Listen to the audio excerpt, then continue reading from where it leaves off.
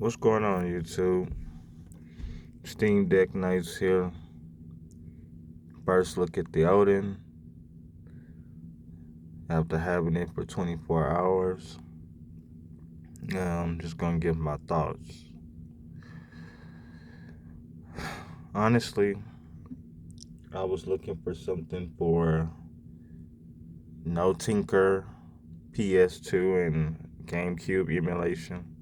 I just got tired of doing all of that, and I have an ROG Ally, which I have to tinker with also. So I was just finally looking forward to something I can play with at work, that I wouldn't have to do all that. And here we are, the Odin 2. Do I think that it's worth it, even at the base price of $300 for no tinker, PS2, and Wii, and GameCube? Yes. This is hands down one of the best devices that's come out so far this year.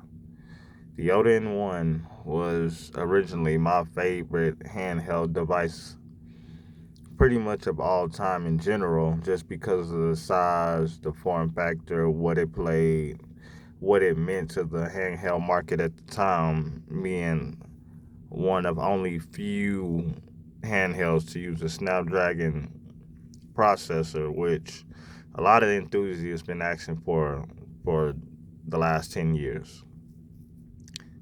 We finally got it. Honestly, it was amazing to play PS2 and GameCube without tinkering with anything. Playing F Zero GX for the first time without slowdown was mind blowing. Even watching Gran Turismo 4 right here, and I don't even like this type of racing game, just looks awesome. Um, if I had to get some advice, I personally don't think that you need the max, but I do understand if people do go for the pro and the max versions. Only reason why I was thinking about either one of those were because of the storage options, and that's some of the fastest storage that you can get, which is pretty fast. Other than that, I was not trying to get the Pro or the Max to get the RAM upgrade to play Switch games. Switch games is in its infancy right now, and I don't think anybody should buy this either one hoping to play Switch day one. I think you should hope to play everything else day one and keep following Switch emulation progress. And I think one day it's gonna get there. It's very close. It even plays tremendously better than what I thought. Even though when I did try it, it crashed. Um, the controls I had to kind of get used to because I was used to the small analog stick of the Odin 1. I just sold mine maybe about 2 weeks ago before I got this bad boy. Um, but I quickly got used to it, and they're fantastic. It's like a mix between the Switch sticks and the full size sticks. It's somewhere in between, and it's a nice compromise to play retro games and modern games. I see why they went with this approach. The D pad, I will still say that I like the first one better, but I think that's preference because this one sits a little protruding out of the shell. Feels good, and it gets all my inputs, but I just like the Odin ones uh, better because it was kind of flat, pretty much, almost barely sticking out of the shell, which I just loved. Face buttons, excellent. Short travel now. The problem I had with the original Odin was the travel was too long on the buttons, and my button would get, I had a B button, they would get stuck. No longer have this issue. Love the buttons. They don't make that much noise. They don't feel cheap. A plus in my book.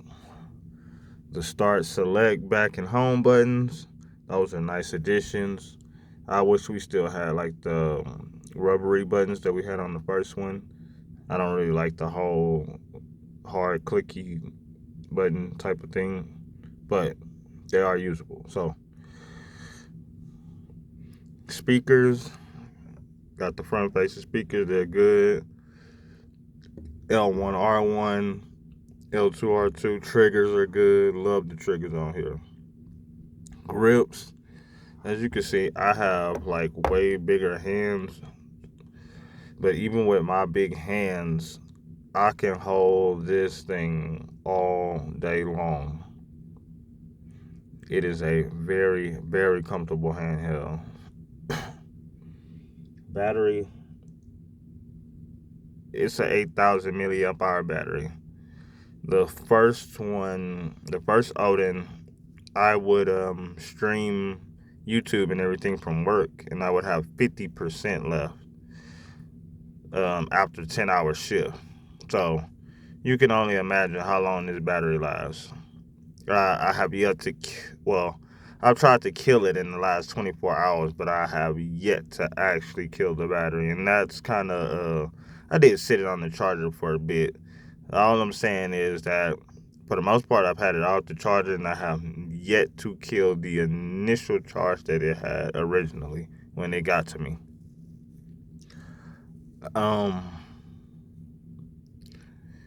I think if you honestly look at this device's strengths rather than any of the weaknesses, you will be in love. I believe all the backers who are putting their hard-earned money up on this, you are not wasting your time.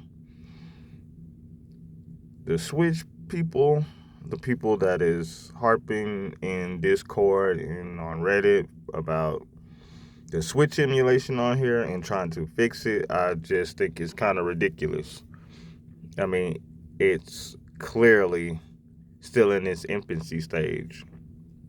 So, me personally, I'm not doing any hacks, any tweaks, anything to try to um, make Switch emulation better on my base unit because I honestly don't care.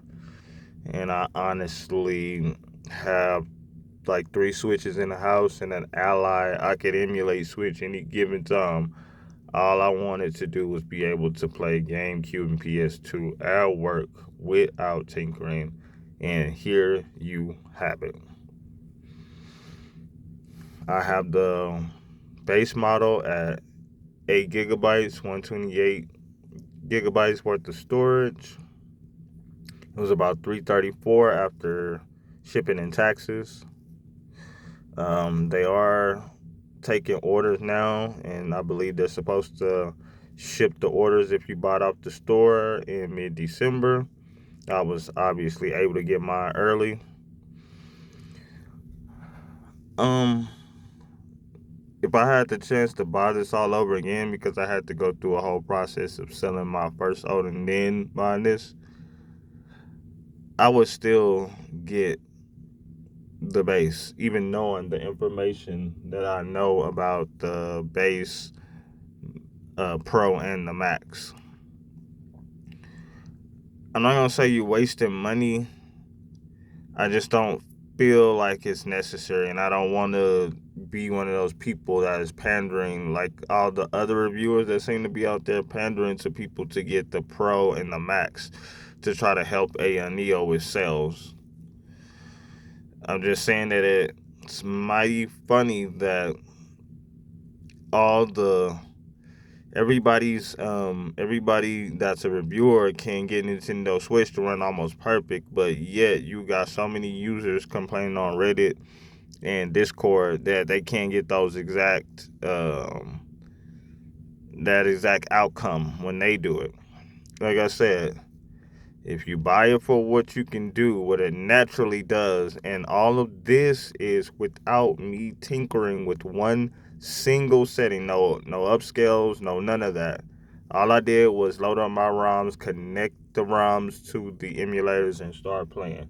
I wanted to see what it would be out the box if I just loaded up ROMs and loaded up my emulators and started without changing any settings at all.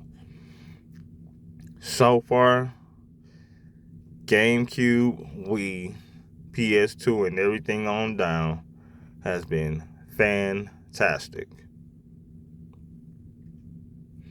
I urge everybody that is in these forums, in the Discord, and the Reddit, if you haven't tried to order you one, I think this is the retro handheld to get this year. I just don't think that you need the Max or the Pro.